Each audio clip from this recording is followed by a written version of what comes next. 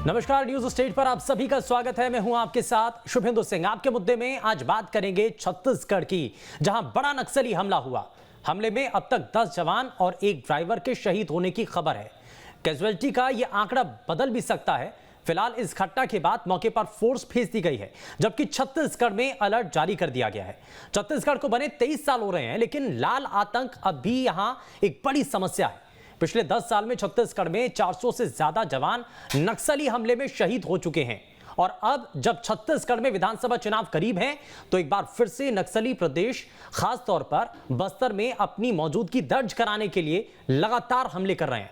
पिछले 2 महीनों में नक्सलियों ने 4 बीजेपी नेताओं की भी हत्या कर दी है, जबकि हाल ही में कांग्रेस विधायक विक्रम मंडावी पर भी जानलेवा हमला किया गया था। और आज चर्चा इसी मसले पर कि दंतेवाड़ा हमला नक्सलियों की बौखलाहट है, क्या सुरक्षा को लेकर के कोई बड़ी चूक हुई है? गर्मियों के मौसम में हमले आखिर नक्सलियों के क्यों बढ़ जाते हैं? इसको लेकर के खतरा जब पहले से था तो क्या चौकन्ना होने की जरूरत नहीं थी? चुनावी साल में बस्तर में नक्सली गतिविधियां बढ़ जाती हैं और अब आर पार की लड़ाई का क्या वाकई में वक्त आ चुका है जब नक्सलियों का खात्मा होना जरूरी है? इन तमाम सवालों का जवाब ढूंढेंगे। साथ में हमारे खास मेहमानों का एक बड़ा पैनल जुड़ने जा रहा है, लेकिन सबसे पहले एक रिपोर्ट आपको दिखाते हैं।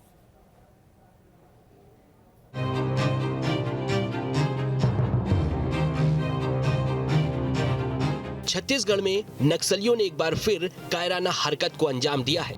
छत्तीसगढ़ के दंतेवाड़ा में बड़ा नक्सली हमला हुआ है। इस हमले में 10 डीआरजी के जवान और एक ड्राइवर समेत 11 लोग शहीद हो गए हैं। ये टीम बारिश में फंसे सुरक्षा बलों को रेस्क्यू करने जा रही थी।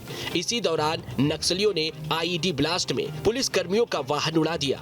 हमला दंतेवाड़ा जिले के अरनपुर थाना क्षेत्र के अरनपुर समेली के बीच में हुआ।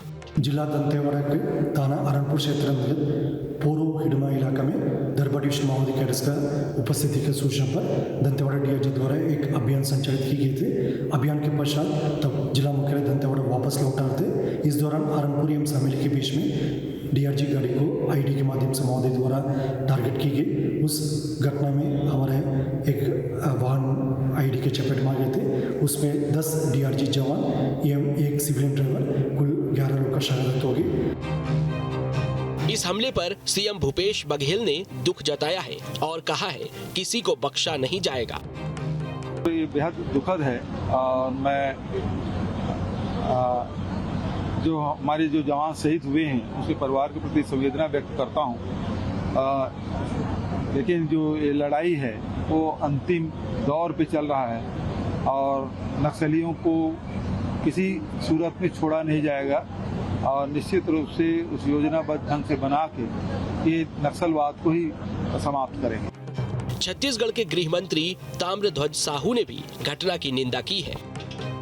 नक्सली हमले को हम लोग हमेशा नाकाम करते गए हैं और उनको खदेड़ने में कामयाब हुए हैं। 60% नक्सली मूवमेंट कम करने में इन 4 वर्षों में काम हुए हैं। बीच बीच में एक आध दो घटना होता है जो उनकी उपस्थिति दर्शाने के लिए दिख जाता है। इस हमले को लेकर केंद्रीय मंत्री अमित शाह ने ट्वीट कर कहा है, दंतेवाड़ा में छत्तीसगढ़ पुलिस पर हुए कायरतापूर्ण हमले से क्षुब्ध हूँ। छत्तीसगढ़ के मुख्यमंत्री से बात की है और राज्य सरकार को हर संभव मदद का आश्वासन दिया है। शहीद जवानों के शोक संतप्त परिजनों के प्रति मेरी संवेदनाएं। वहीं प्रदेश के पूर्व सीएम रमन सिंह ने भी ट्वीट कर हमले की निंदा की है। उन्होंने लिखा है, दंतेवाड़ा के अरनपुर में पुलिस वाहन पर हमला करके नक्सलियों ने कायरता दिखाई है। इस हमले में शहीद हुए हमारे डीआरजी के 10 वीर जवान और एक ड्राइवर की शहादत को नमन करते हुए मैं ईश्वर से प्रार्थना करता हूं कि दिवंगत आत्माओं को श्री चरणों में स्थान और शोकाकुल परिजनों को यह दुख सहने की शक्ति प्रदान करे। वहीं इस हमले के बाद बीजेपी की ओर से राज्य सरकार पर निशाना साधा जा रहा है। पूर्व नेता प्रतिपक्ष धर्मलाल कौशिक ने कहा है कि सरकार नक्सलियों से लड़ना नहीं चाहती। आखिर सरकार क्यों नक्सलियों से लड़ना नहीं चाहती है? क्यों उनके खिलाफ में जो व्यवहार होनी चाहिए सरकार करना नहीं चाहती है? आखिर सरकार नक्सलियों से जो हमारे इतने शहादत हो रहे हैं उनके बदला लेने क्यों नहीं चाह रही है? और कहीं न कहीं ये सरकार की चूक हुई है जिसके कारण में हमारे जवान शहीद हुए हैं। जब बस्तर में नक्सलियों के खिलाफ बड़े ऑपरेशन चलाए जा रहे हैं, इस बीच बड़ा नक्सली हमला ये साबित कर रहा है कि अपनी जमीन खोने से नक्सली बौखलाए बैठे हैं और उन्होंने एक बार फिर बड़े हमले को अंजाम देकर कायरता दिखाई है। फिलहाल सीएम बघेल ने साफ किया है कि नक्सलियों को बख्शा नहीं जाएगा। रायपुर से अंकुश शर्मा के साथ टीम न्यूज स्टेट। तो सवाल यही है कि क्या ये बौखलाहट में उठाया गया एक बड़ा कदम है या फिर पहले से सुनियोजित तौर पर एक साजिश रची गई थी, और हर एक पहलू पर हम बात करेंगे। लेकिन उसके लिए सबसे पहले आज के खास पैनल से आपको मिलवा देते हैं। हमारे साथ वरिष्ठ पत्रकार आवेश तिवारी जी कार्यक्रम में जुड़ चुके हैं, नक्सल एक्सपर्ट आर.के. भार्गव जी हमारे साथ कार्यक्रम में, साथ ही बीजेपी से नेता राजीव चक्रवर्ती हमारे साथ कार्यक्रम में जुड़ चुके हैं और कांग्रेस पार्टी से प्रवक्ता अभय नारायण राय जी हमारे साथ कार्यक्रम में जुड़ चुके हैं। सभी का बहुत स्वागत है। लेकिन शुरुआत जरा मैं आर.के. भार्गव साहब आपसे ही कर रहा हूं, क्योंकि अक्सर हम ये देखते हैं कि जब ऐसी कोई भी घटना होती है, और जिस बात का जिक्र हमने इस रिपोर्ट के जरिए भी किया कि क्या ये सिर्फ एक बौखलाहट भरा कदम है या इसके अलावा कुछ और भी है, क्या इस नक्सली मूवमेंट के बाद हमें और भी ज्यादा अलर्ट रहने की जरूरत है?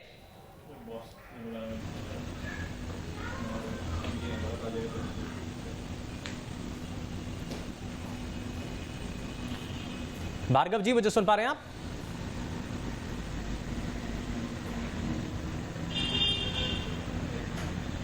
हेलो जी जी आपकी आवाज मिल रही है, बताइए सर।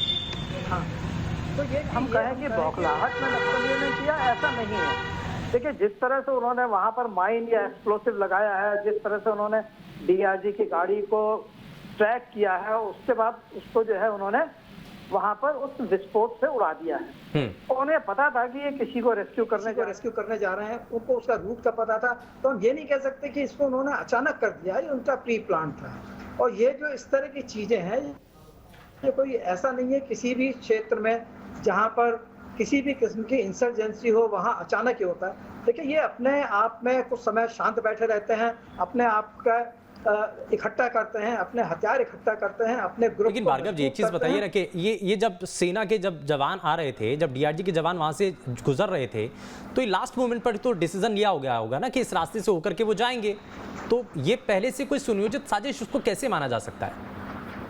उनको कैसे पता चल सकता है? माना जा सकता है कि देखिए, जो नक्सल हैं उनको आपके सब रास्ते पता है, गाड़ी किस किस रास्ते से होकर के जा सकती है। फौज का एक उसूल है कि जिस रास्ते से आप जाएं उस रास्ते से वापस ना आएं। लेकिन ये उनको भी पता है कि ये अगर इस रास्ते उसके चप्पे चप्पे से हमारे से ज्यादा ये नक्सली उससे वाकिफ हैं। ठीक है।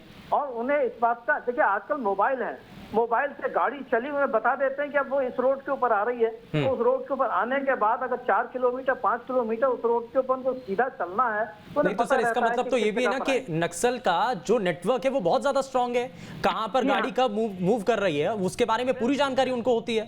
बिल्कुल, उनकी जो ग्राउंड इंटेलिजेंस है हमसे ज्यादा है। उनके लिए भाई, मैं जब वहां पर ऑपरेट मैंने किया है, देखिए वहां पर इतना बड़ा एक्सप्लोसिव लगा तो ऐसा तो नहीं कि उन्होंने आधा घंटा पहले वहां खड्डा खोद के लगा दिया था, नहीं। इस तरह के एक्सप्लोसिव जगह जगह वो लगा करके रखते हैं और उसका तार निकाल करके एक जगह रख देते हैं। जैसे ही उन्हें खबर मिलती है गाड़ी के आने की, उस जगह पर जाकर के उन्होंने टॉर्च से सेल को जोड़ देना है और इस काम में उन्हें मुश्किल से 5 से 10 मिनट लगते हैं। तो इसलिए ये कहना कि उन्होंने अचानक किया हो, ऐसा नहीं है, ये प्री प्लान्ड है। और देखिए, जब हम कहते हैं कि इलेक्शन भी हो रहे हैं, उन्हें पता है कि सारी government, even the central government, वो सब इलेक्शन में बिजी होगी। पुलिस तो वो भी बिजी हो जाते हैं, उनकी भी ठीक है जो ध्यान है यहाँ पर, क्योंकि खास तौर पर एक तो टाइमिंग को लेकर के सवाल है कि इलेक्शन से पहले, चुनाव से पहले ये इतनी बड़ी घटना होना, इसको लेकर के अपने आप में एक सवाल है। और दूसरा, मौसम को लेकर के भी कह रहे हैं कि जब गर्मी का अगर हम एक ट्रेंड देखते हैं 2007 से या उससे पहले से भी, तो हम ये देखते हैं कि गर्मी के समय में नक्सली मूवमेंट या नक्सलियों के द्वारा किए गए हमले वो सबसे ज्यादा नजर आते हैं। मैं उस पर वापस से लौटूंगा सर, और जरा ये भी जानने की कोशिश करूंगा जिस बात को आप कह रहे हैं कि पहले से आईडी प्लांट किया गया होगा, इस बात को लेकर के मैं एक डिटेल रिपोर्ट और उसके बाद उस पर चर्चा भी करूंगा। लेकिन जरा जल्दी से एक रिएक्शन ले लेते हैं। अभय नारायण सर, एक चीज बताइए कि ये इतना बड़ा हमला हो जाता है, बार बार सवाल भी उठ रहे हैं कि आखिर कहीं ना कहीं से तो कोई जानकारी लीक हुई है जो नक्सलियों तक पहुंची है। अब इसमें लापरवाही है, गलती है, चूक हुई है, क्या मानेंगे आप?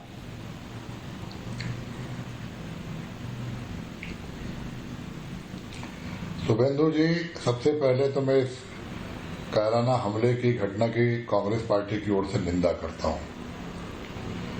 दूसरी, मैं जो शहीद हुए हैं उनको श्रद्धांजलि अर्पित करता हूं, भगवान से प्रार्थना करता हूं कि उनकी शहादत हुई है, वो देश के लिए, राज्य के लिए उन्होंने शहादत दी है। भगवान उनको अपने श्री चरणों में जगह दे और परिवार को दुख सहने की शक्ति दे।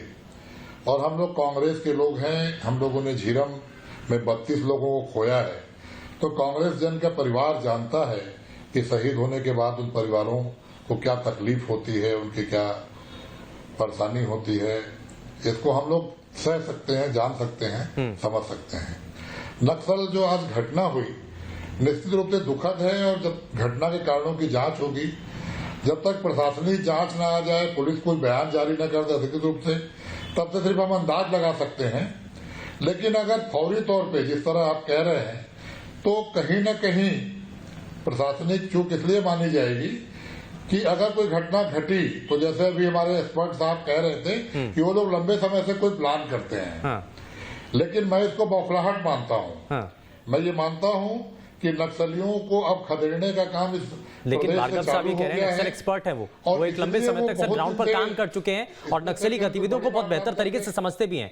उनका ये कहना है कि ये प्री प्लान था सब कुछ, ये बौखलाहट में उठाया गया कोई कदम नहीं है। आप ये समझ रहे हैं कि एक सड़क के नीचे वो आईडी प्लांट करते हैं और एक टाइम आने पर उसको ब्लास्ट कर देते हैं। वहां पर कब सेना के जवानों की या फिर जो डीआरजी के जवान है उनकी गाड़ी वहां से गुजरेगी, उनको सब कुछ पता है, उनको रूट भी पता है किस रास्ते से होकर के वो जाएंगे, टाइमिंग भी पता है, और उसी टाइमिंग पर वो ब्लास्ट करते हैं।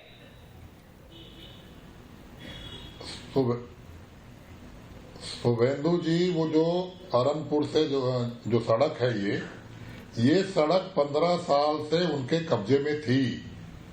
उन्होंने ऐसी व्यवस्था कर रखी थी कि सड़क में कोई आना जाना नहीं करता था। यहां तक कि जो सेना थी उसका राशन भी हेलीकॉप्टर से पहुंचाया जाता था। 2020 में पहली बार एसपी साहब जो थे उस जिले के, वो गए उस सड़क मार्ग से, पहली बार गए। उन्होंने हिम्मत दिखाई, सारा प्रयास किया और वो सड़क बन रही है। उस सड़क में बहुत जल्दी आवाजाही चालू होने वाली थी। ये बौखलाहट इस बात की है कि उस सड़क से, उस क्षेत्र से उनका कब्जा समाप्त करने की कगार पे है प्रशासन। अब वहां पे आना जाना चल रहा है। आज ये घटना भी की सेना जा रही थी, हमारे आरटीजी के जवान वहां थे, डीआरजी के जवान वहां से जा रहे थे, जिसके कारण ये घटना हुई। जबकि वो चाहते हैं कि सड़क पे आवाजाही न हो, वो दहशतगर्दी करते हैं, वो दहशत फैलाना चाहते हैं। और ये सवाल उठाते हुए सरकार के ऊपर आरोप लगा रहे हैं सर अभय नारायण जी, वो सरकार के ऊपर आरोप लगाते हुए कह रहे हैं कि नक्सलियों से लड़ाई नहीं लड़ना चाहती है सरकार।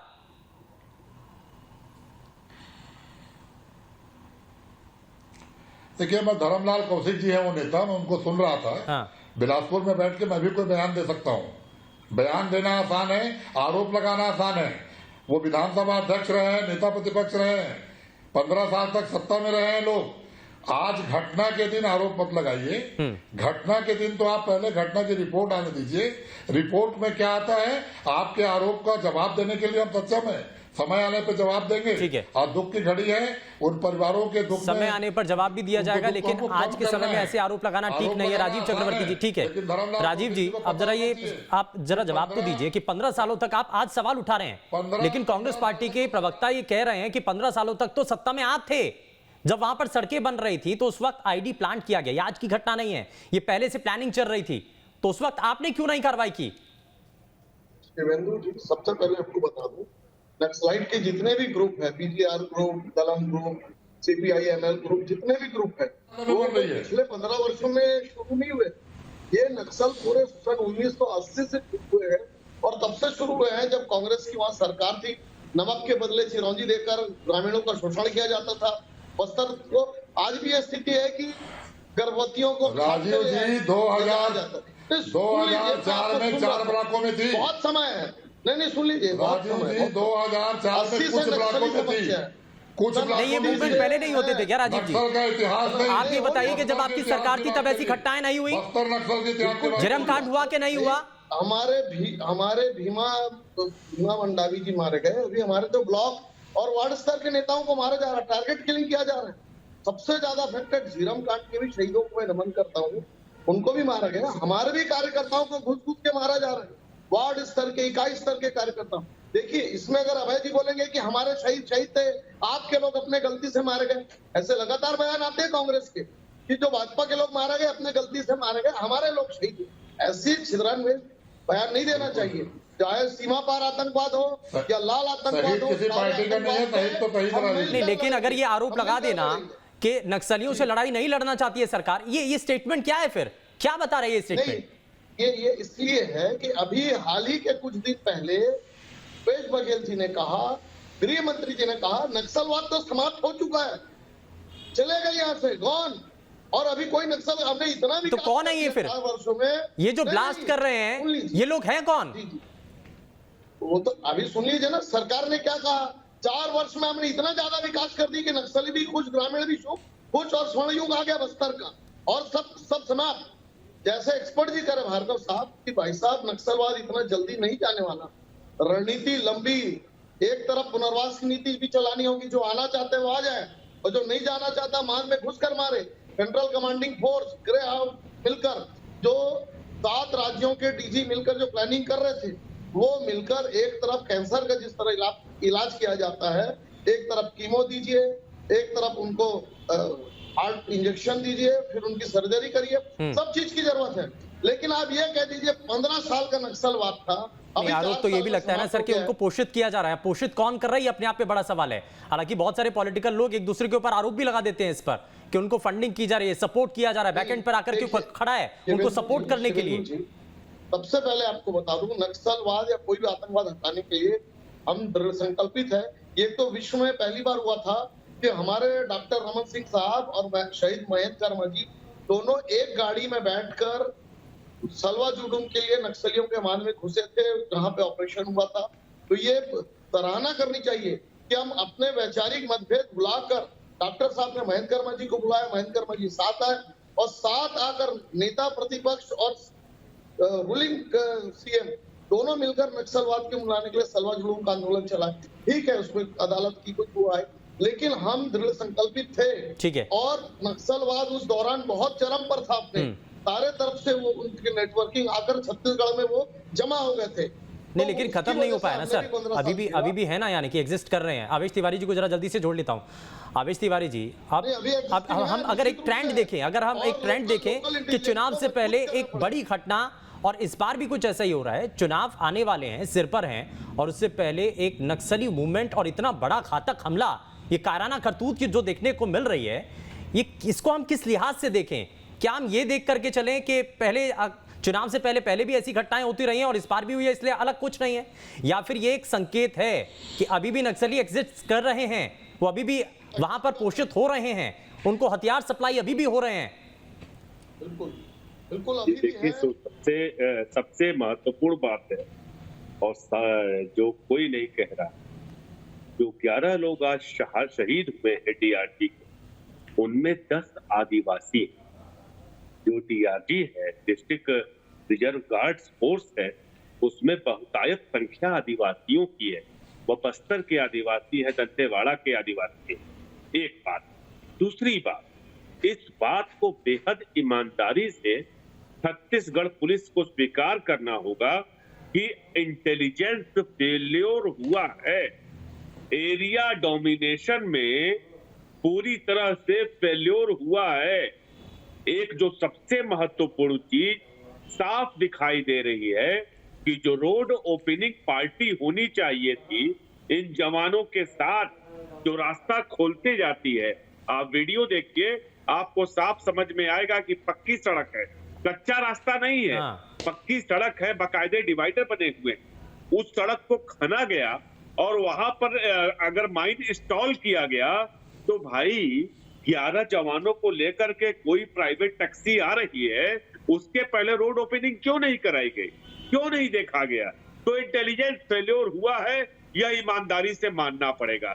दूसरी बात, अभी मैं राजीव जी को सुन रहा था और भाई साहब जो कांग्रेस के हैं उनको भी सुन रहा था। एक बात मेरे समझ में नहीं आती, तमाम कोशिशें की जा रही है। नेपाल के प्रधानमंत्री प्रचंड जो हैं माओवादी हैं, यह सब कोई जानता होगा। मात्र 2 दिन पहले उनको भारत सरकार ने भारत आने की इजाजत दे दी है कि आप आइए और हमारे मेहमान बनिए। और सिर्फ इतना ही नहीं, भारत सरकार के तमाम प्रतिनिधि लगातार नेपाल का दौरा कर रहे हैं, क्योंकि आप सबको पता है कि वहां के प्रधानमंत्री जो पुष्प कमल दल प्रचंड हैं, वह माओवाद के बड़े माओवादी नेता माने जाते हैं। अब जरूरत इस बात की है कि केंद्र और राज्य सरकारें मिल बैठ करके, सिर्फ भूपेश बघेल को नहीं जाना चाहिए, मुझे उम्मीद है कि 1-2 दिन में अमित शाह भी दौरा करेंगे दंतेवाड़ा का। इन लोगों को मिल बैठ के प्लानिंग करनी होगी, राजनीति से परे। यह किस बात की ओर इशारा कर रहे हैं कि ये जो ब्लास्ट हुआ है, इसका रिमोट कंट्रोल नेपाल में है क्या? भैया रिमोट कंट्रोल कहीं हो सकता है, इसमें कौन सा दो राय है। हाँ। कई बार पता चला है कि नक्सलियों के पास से जो हथियार मिले, वायरलेस सेट मिले, वो मणिपुर के हैं, नेपाल के। इसमें ये तो पूरा देश जानता है, इसमें हम कौन सी नई बात कह रहे हैं। हाँ। लेकिन माओवाद का अंत करने के लिए, खत्म करने के लिए केंद्र और राज्य सरकार को पूरी तरह से मिलजुल के विरोध करना होगा। ठीक है। और ये होता आया है देश में, हमेशा से होता आया है। मैं जरा आर के भार्गव साहब को जरा जल्दी से जोड़ लेता हूं। भार्गव साहब, एक चीज, क्योंकि जिस बात का जिक्र किया जा रहा है कि सड़क, अब आप देखिए तस्वीरों के जरिए, जितने हमारे साथ दर्शक भी हैं वो देख रहे हैं कि पूरी पक्की सड़क है और ये ऐसा लग रहा है कि हाल फिलहाल के अंदर बनाई गई होगी और ठीक ठाक तरीके से सड़क बनी हुई है, कहीं पर कोई गड्ढा नजर नहीं आ रहा है। लेकिन इसके नीचे आईडी प्लांट करना, या तो इस सड़क को खोदा गया या जब ये सड़क बनाई जा रही थी उस वक्त लापरवाही देखी गई और उसी लापरवाही का फायदा उठाया गया। जब वहां पहले आईडी प्लांट कर दिया गया, उसके बाद सड़क बन गई और एक लंबे समय तक इंतजार किया गया सही समय का, और उसके बाद ये ब्लास्ट होता है। इसमें आपको क्या नजर आता है? देखिए, जो मेरा एक्सपीरियंस है वो ये है, क्योंकि हमने जब वहां पर ऑपरेट किया है, आमतौर के ऊपर जिस समय रोड बन रही होती है उस समय वहाँ उसको, आप जो वहाँ के लोकल हैं उन्हें पता होगा, उसको बकेट बोलते हैं। बकेट के अंदर एक्सप्लोसिव भर करके उसमें डेटोनेटर लगा करके उसके तार को नीचे कहीं किसी पेड़ के पास ला करके छोड़ दिया जाता है। अब वो वहां पर आपका परमानेंटली लगा हुआ है। ठीक है। जिस उसके हाथ में टॉर्च है या 2 सेल हैं, उस सेल से लेकर के उसने तार को जोड़ दिया और एक्सप्लोजन हो जाता है। अब यहाँ पर जो है पहले था या हाथ में लगाया, ये तो अभी जब जांच होगी तब पता लगेगा। हो सकता है उन्होंने सड़क के बीच में खड्डा खोद करके अभी 1-2 दिन पहले लगाया हो।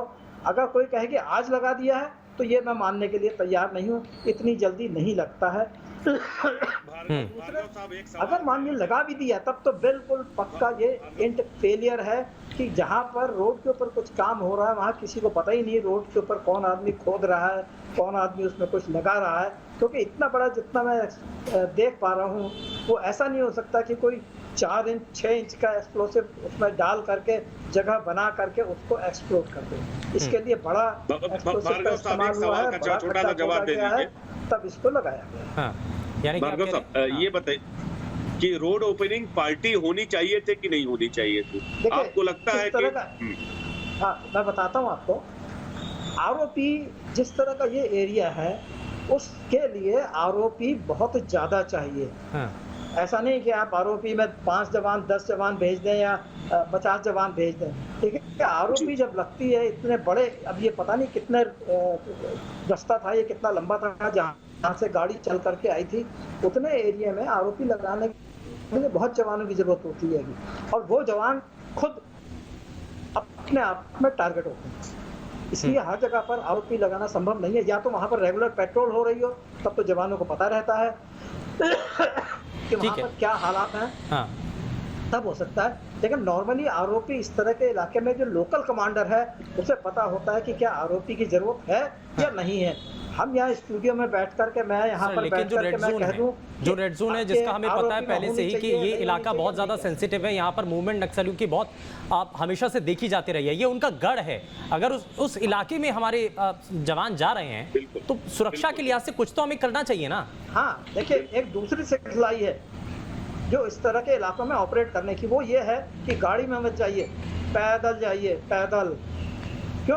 क्योंकि गाड़ी में गए आप, एक ही गाड़ी में 10, 11, 12 जितने आदमी बैठे हैं वो छोटा टारगेट बनाते हैं जिसको एक बार में अटैक करना आसान होता है। ठीक है। लेकिन आदमी पैदल, हम 20-20 किलोमीटर पैदल चले हैं। मणिपुर में इंसर्जेंसी थी, वहां पर चलते थे, गाड़ी में नहीं जाते थे। और ये अपने आप में एक बड़ा चैलेंज भी होता है। देखिए, ये कहना बहुत आसान होता है, लेकिन पुलिस के लिए आपको 10 बार अगर इस तरीके की साजिश रची जा रही है तो 10 बार पुलिस को सफलता मिलना बहुत ज़्यादा ज़रूरी है। और अगर कहीं एक बार भी नक्सलियों को उसमें सफलता मिल जाती है तो ये उनकी जीत हो जाती है और हमारी सेना की हार हो जाती है। लेकिन इसमें कहीं ना कहीं आगे आने वाले समय के अंदर एक बड़ा एक्शन की उम्मीद भी की